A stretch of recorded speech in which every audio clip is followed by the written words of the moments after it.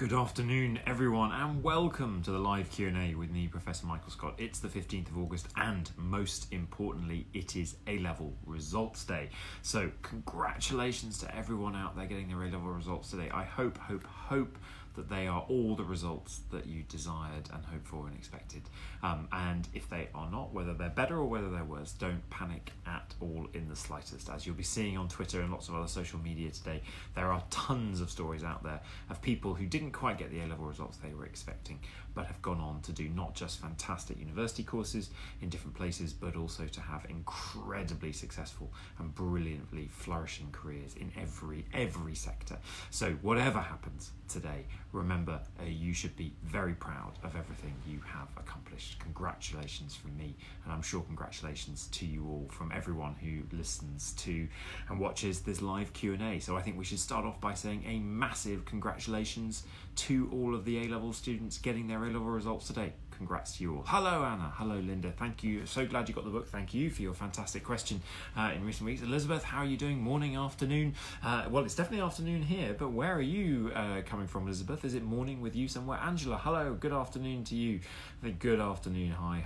Thank you so much indeed for tuning in. Well, as ever, it's been another busy week. I hope it's been a great week for you, despite the horrendous weather that we've been experiencing. I had a great friend over from Australia. I was over with their son, and we were hoping to be able to catch up after many years not having seen one another this week in the glorious London autumn, August, I should say, sunshine. And no, we spent the time kind of hiding inside from the rain, as I'm sure many of you did. Hello, Patricia. Hello, Nicola. Thank you so much indeed for tuning in. We've had some fantastic questions. It's lunchtime here in Sao Paulo. Oh, well, I hope you're enjoying a lovely lunch and probably some pretty decent weather, whatever time of year it is in Sao Paulo. Yes, Linda, congratulations to all the A-Level students. Thank you very much indeed. I'm sure they really appreciate that. Congratulations to you all for all the hard work.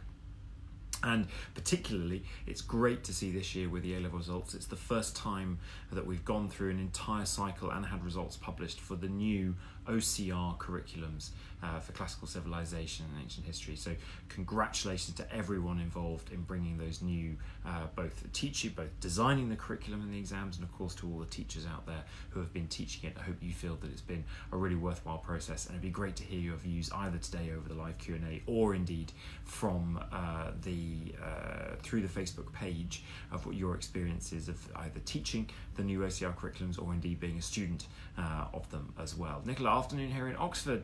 You're in the Ashmolean for a couple of months. You lucky devil, what a lovely place to be. Peter, thank you from Dar es Salaam, Tanzania. Thank you so much indeed for tuning in.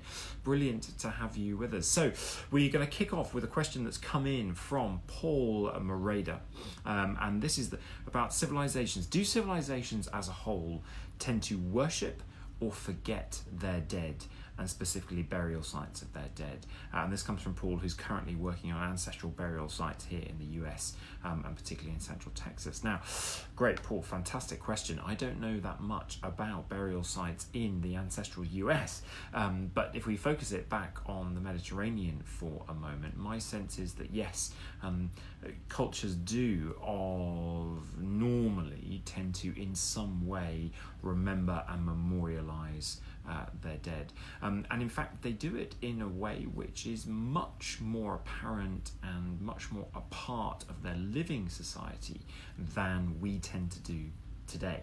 So today we're very used to the fact that death is really dealt with by professionals. We are not faced with it. We don't have to see it. We don't have to deal with dead bodies. That is dealt with by professionals, and then once the funeral has taken place, the burial is normally in closed off areas, in burial grounds associated with churches or perhaps or elsewhere, but they are not places that we generally then have to or choose to go to on a daily basis. We go to them perhaps at particular times of year to remember and to keep up the grave perhaps, but they are not places that we have to visit on a daily basis.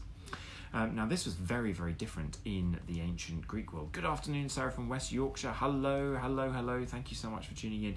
In the ancient Greek world, say in Athens, for instance, the main burial ground of the city of Athens was just outside one of the main city gates into Athens.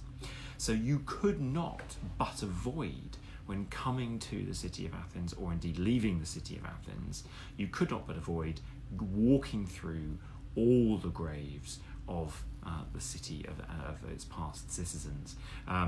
So Nicola, you'll see me at the Ashmele in October. Excellent. Yes, I'm going to be there. I think it's the 20th of October, isn't it, is the date. I'm going to be talking about ancient myths as part of the Lido Festival. Looking forward to that. Hello, Francesca from Runshaw Classics. How were the A-level results today? Tell us all what's happened.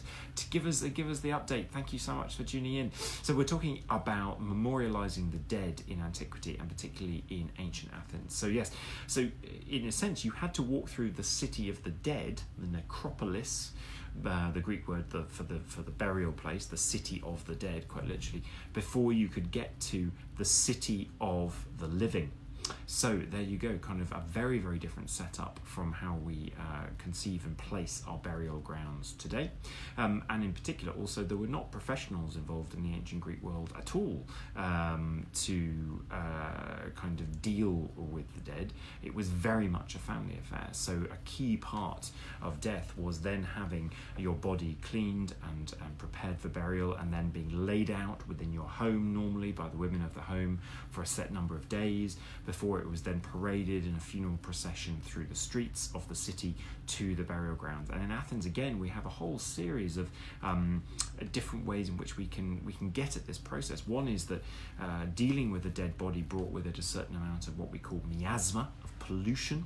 So although it was an important and respected thing to be doing, it brought with it a certain sense of pollution, which meant that you couldn't then, if you'd been in one of those people involved in handling the dead body, move into or go into a Greek sanctuary for a set number of days afterwards.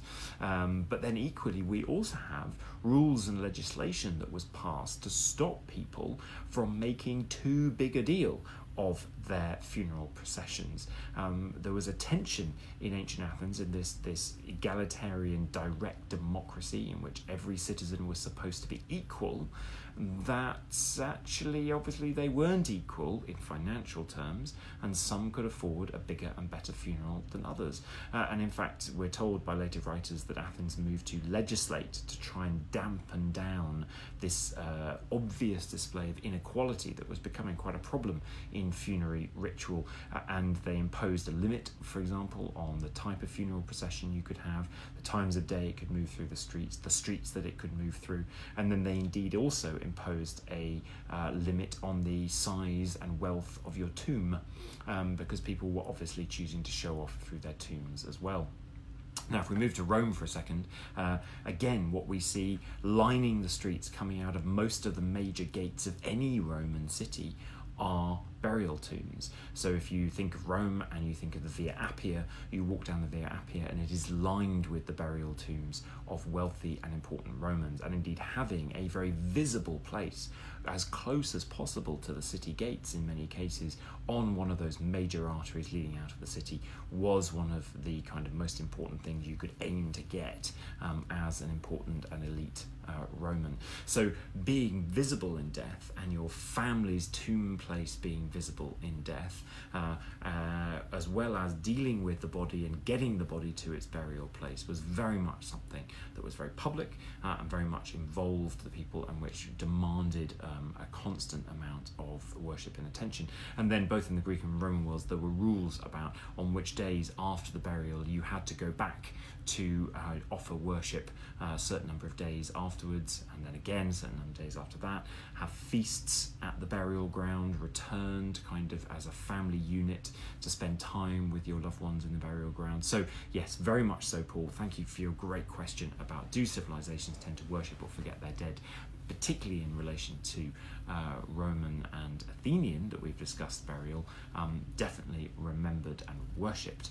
In Sparta, and we're going to come back to Sparta because we've had a question about Sparta from Anna Lever as well, but in Sparta it was a very different kettle of fish. You didn't even get your name on a gravestone unless as a man you died fighting in battle, or as a woman supposedly if you died in childbirth. So you had a completely unnamed burial because it wasn't about the individual as far as the Spartans were concerned. So thank you, Paul, for that absolutely fantastic question. Thank you all for tuning in. Kimberly, hello, Leah, how are you doing? Thank you so much all for tuning in. We've had some great people telling us where they are everywhere, from Tanzania to Sao Paulo to Thames, Ditton to Oxford. My God, you guys are an international bunch this afternoon. Thank you so very much indeed.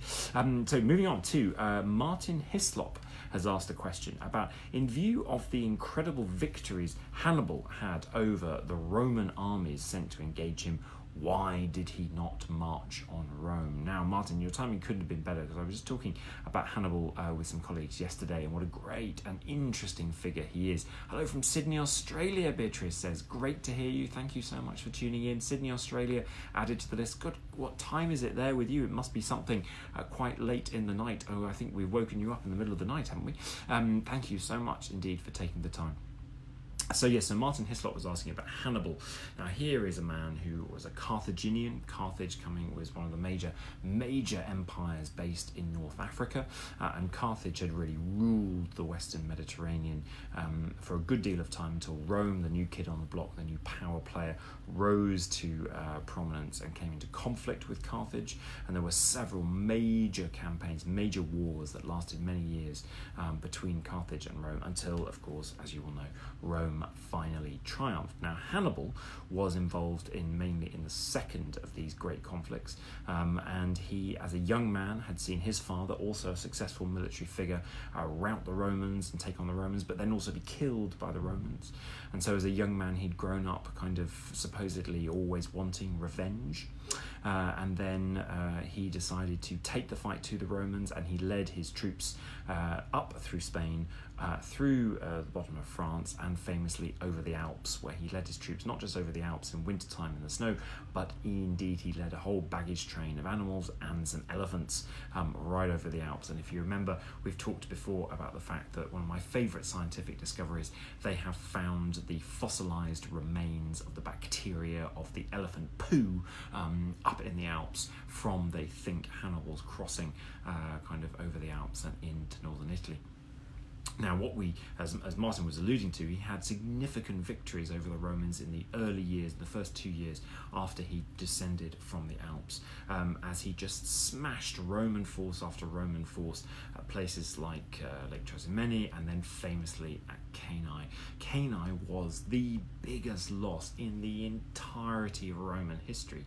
I mean, it really, you can't underestimate the psychological impact that Cannae had on the Romans. Any surviving Roman soldiers from Cannae, their legion was broken up, and they were sent as far away from possible, so that they couldn't be remembered or seen. It really was an absolute stain and scar on the Roman psychology. Beatrice, it's 1:10 in the morning, but you have the day off work. Well, there we go, that kind of thing. I hope you've got a drink in hand as you listen to us. Thank you so much for tuning in.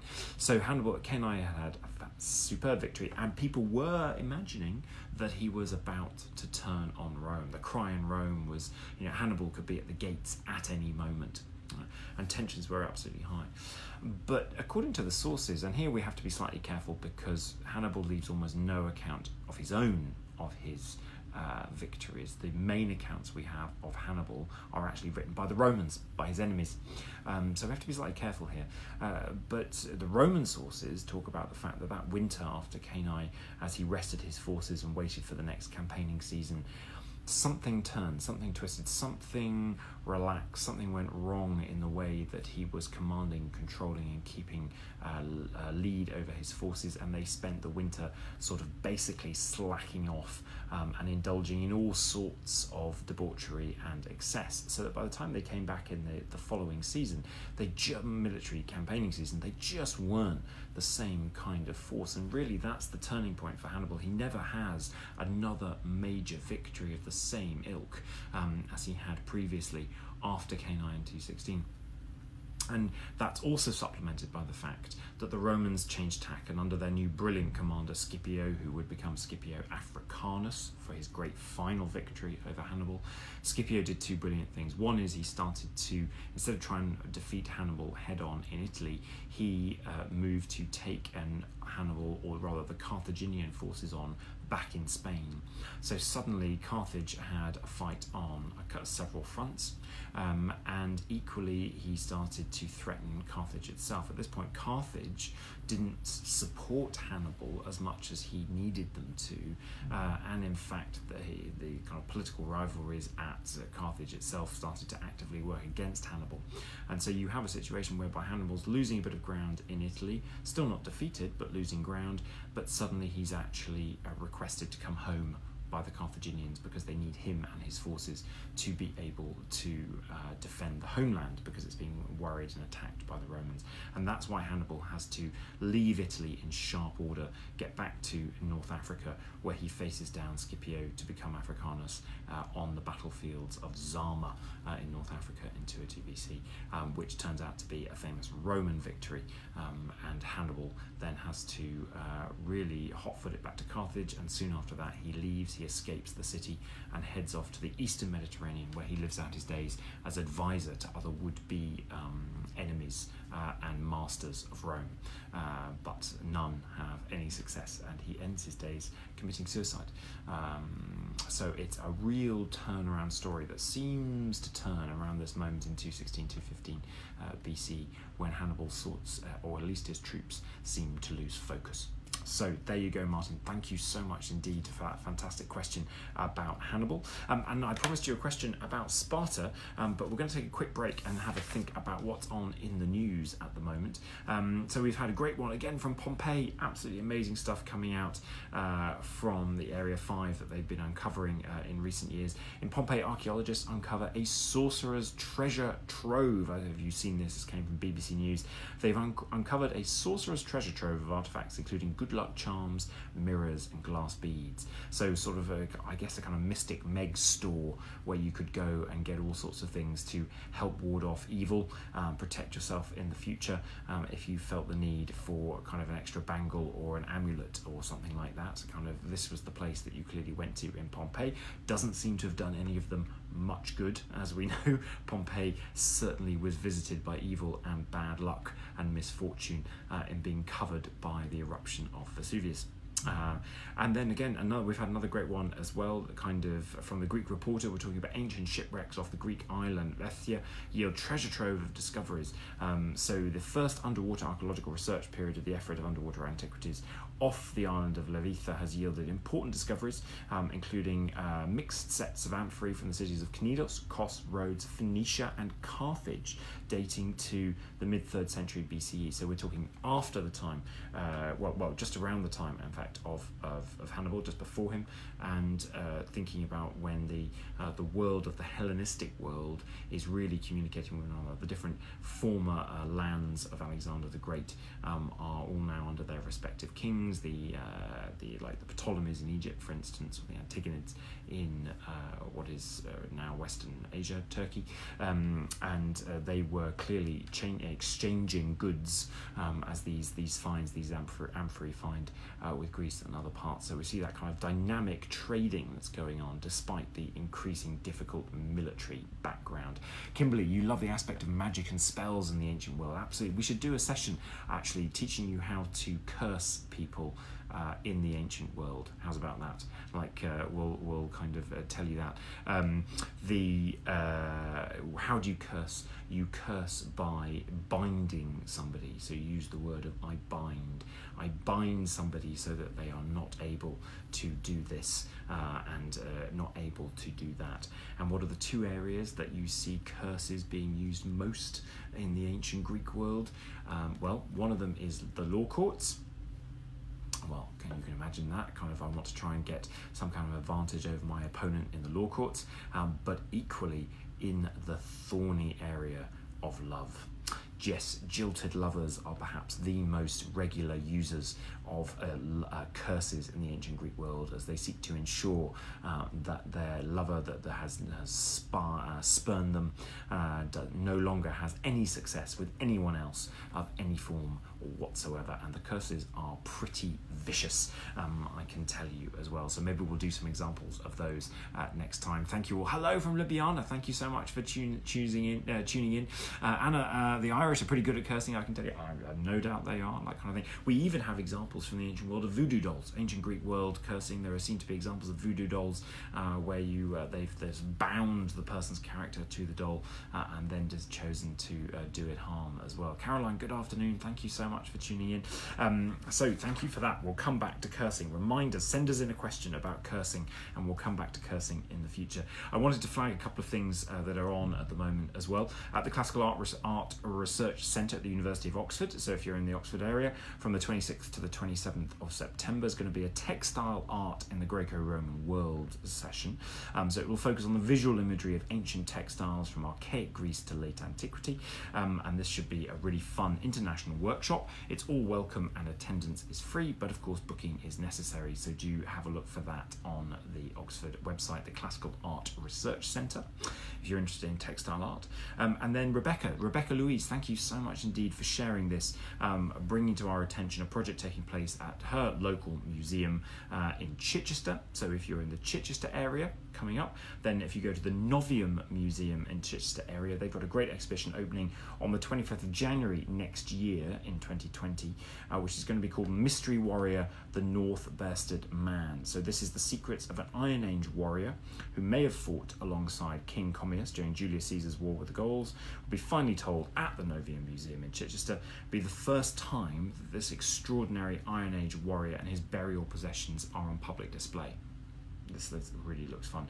So it'll be exploring the life, health and death of this fascinating man. So get down there to Chichester, and it's a beautiful town to spend some time there as well. Kind of Red Rooper goes, you'd love to attend that. Is that the textile art workshop or the Mystery Man? Kind of either one I think would be absolutely brilliant. We've got a little bit of time left to get back into Anna Lover's question about the Spartans, right? So we talked about Spartan death, that you didn't get your name on a gravestone unless you died in battle or died in childbirth. But Anna's question about the Spartans is, given that they were great warriors, what led to the decline of Sparta? Well, now that is a famous, infamous and very important question to be asking, because of course we know that at the end of the 5th century BCE, after almost 30 years of war with Athens in the Great Peloponnesian War, Sparta wins. Athens is defeated. Sparta is the leading state in the whole of Greece and really dictates all the peace terms to Athens. And as we enter into the 4th century BCE, Sparta really is top dog. But by the time you get to the 360s, so only 30, 40 years again later, Sparta really is massively under threat. Athens is both resurgent. We've had in the meantime, we've had the city of Thebes and some of its great warriors, two great figures that I absolutely love called Pelopidas and Epaminondas, charging around the Greek world and indeed deep into the Peloponnese to the gates of Sparta, threatening their very survival. So kind of what happened? How did things turn around so quickly? There's several different reasons, I think, and people argue over this and the balance between them consistently. The first is kind of, one is a shortage of men. Sparta was not a big place, and they invested huge amounts of time in churning out brilliantly well-trained soldiers, but that took years to grow and train those soldiers. Spartan boys were in Spartan military training camps really from the age of 8 onwards, and you can't replace those numbers as they die in battle with ease. Spartans didn't allow other states to fight who were allies really to fight with them or become part of their ranks. The Spartan elite, the Spartan soldiers, the central army, really could only be replenished by further Spartan citizens growing up to manhood. And so increasingly, as Sparta lost on the battlefield and was forced to fight more and more, it had a shortage of men that it could actually supply on the battlefield. And so you get, by the end in the 4th century, ridiculous battles where there's a tiny number of core Spartan elites and actually then just tons and tons and tons of kind of lesser allied troops around them that really can't fight as well as some of the others that they're lining up against. So that's one reason. One is also that the Spartan system of inheritance actually seemed to work against Sparta being able to long-term maintain that generation of elite Spartan soldiers. So for a Spartan male to enter into the Agoge, the training school, and then for him to be part of the Spartan citizen body, which meant he had to be part of a dining club called a Syssitia, he had to bring a certain amount of produce and of payment to that society. You had to pay your membership fee, effectively. Now, how did you do that? It was normally from the land that you were farming and stuff you were producing from your land. But Spartan inheritance laws, in a very modern way, divided your land equally between all of your surviving heirs, both male and female. So Sparta, women could inherit, but what it meant which is the good thing, but the bad thing is that meant that plots of land were in each generation halved in size. And it was only the men that needed to be able to produce a certain amount of material and food, etc., to be able to bring to pay their membership dues, to be part of the Syssitia, to thus be a Spartan citizen, to thus be a Spartan soldier. And so over the generations, as parcels of land got smaller and smaller and smaller, and we kind of divided away, less and less Spartans could afford to be Spartan citizens and pay their dues to the Syssitia, and thus to be able to fight in Spartan ranks. So the Spartan system kind of worked against the Spartans in a way. And then we've got another idea which is much more controversial, and which I think is sort of a misunderstanding of the situation. Now, famously, Spartans were supposed to be Spartan, right? Well, we use that word today, don't we? They eschew wealth and finery and all of the nice stuff of life. They weren't like the Athenians, who loved all their luxuries. They were Spartan in every way, shape and form. And supposedly, right, Sparta, you didn't really actually acquire personal wealth or keep personal goods. Everything went into the the community kitty, and no one had gold possessions, and money wasn't really used. In fact, they made money coins being so big so that it would be totally pointless and impractical to try and carry them around with you. And then, of course, when Sparta at the end of the Peloponnesian War, at the end of the 5th century, becomes top dog, suddenly it's in this position where it can't not engage with wealth and kind of luxuries. And as a result, all this starts to seep into the Spartan system, so the argument goes, and effectively Sparta gets very quickly hooked on luxuries in the early 4th century, and as a result its rigorous regime and its ideology sort of falls apart as all Spartans sort of fall over themselves for luxuries and become all soft as a result. Now, this is based on a what we call the Spartan mirage, kind of an idea of Sparta as being all hard cases, not interested in luxury in any form, and being totally dedicated to warfare. Now, we know from the archaeological material found in Sparta that that's simply not the case, right? Spartans did own stuff, nice stuff, perhaps not as showy and as nice as some of the stuff found in Athens and elsewhere, but they did own stuff, and there obviously wasn't such a hard change from the end of the 5th century into the 4th century. There's no doubt that Sparta was in a position in the 4th century where it was having to kind of deal with wealth and influence and power on a scale that it had never had to before. It probably found some difficulties in doing that, and particularly in terms of the individual power rivalries between the great Spartan commanders. There's definitely some problems there, and some rivalries and jealousies there, but I would say we have to be very, very careful about any kind of argument that there was some sort of sudden influence of money and wealth and luxuries that somehow undercut the Spartans more generally. I also think we have to think about the changing nature of warfare and alliances. The Spartans relied on having a small, brilliantly trained army that could just overwhelm their opponent on the battlefield. But as we get into the 4th century, we see battles changing. The Thebans led a Boeotian alliance of states and were willing to change up their battle tactics. They were willing to do things in different ways. That really meant that the Spartan way of warfare wasn't quite as effective as it had been in the 5th century. So I think we see lots of reasons why the Spartans suddenly have their downward trend in the 4th century. But good on them that they keep going with this idea of the Spartan mirage right the way through to the time of the Romans. One of the things I absolutely love is this idea that when the Romans conquered Greece, they turned it into a kind of theme park and a place that Romans Romans would go to sort of soak up a bit of Greek culture. If you were in Athens, it would be philosophy and it would be rhetoric.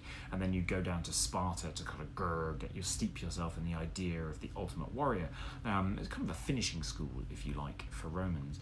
And one of the things that happened down in Sparta, clearly in the later centuries under the Roman Empire, is that the Spartans started inventing particular shows to put on for the Romans, claiming that these were long-held ancestral religious rites and festivals and events that went to the core of the Spartan mirage, of the hardened Spartan, but actually they were completely made up and just sort of, if you like, appealing to that Roman need to see hardy Spartans at work. And one of these was they got ushered into a space called the Sanctuary of Artemis, or Thea, and the Spartans very, very conveniently in that period built a nice round set of seats, a sort of amphitheatre, if you like, for those Roman tourists who have no doubt paid to enter, to be able to sit down and watch as Spartan boys were led out, made to bend over the altar of the goddess Artemis, and where they were whipped over the altar in order to just start preparing them for a harsh life and to prepare them to be the ultimate Spartan soldier. Now, they claim that this had been a kind of religious festival that had been going on for centuries in Sparta. There's absolutely no evidence that it did so. This was entirely created to suck up to the Roman expectations of what Spartans were like and to get some nice cash out of the Romans while they were there on their finishing school. So there you go, there's the Spartans. Guys, thank you so much. We've run out of time, I've just suddenly realised. Congratulations once again to you all for A-Level Results Day. Absolutely fantastic. Great job. Well done. You deserve all of your successes. And also to talk about next time. So we're going to have to take a break for a couple of weeks now because of things coming up in the diary. And the next time that we're going to be able to do a live Q&A is going to be Thursday, the 5th of September. So a couple of weeks away, 5th of September, 4 p.m. UK time. I really hope you can join me then, and I'm looking forward to seeing you. In the meantime, have a fantastic rest of August, have a wonderfully relaxing and I very much hope sunny August bank holiday weekend, and I look forward to seeing you in early September as we turn towards the autumn, and thank you for taking the time as ever today. Please send in your questions for the 5th of September. I really look forward to seeing them. Thank you again for your questions today. We haven't got through as many as I hoped, but here we go.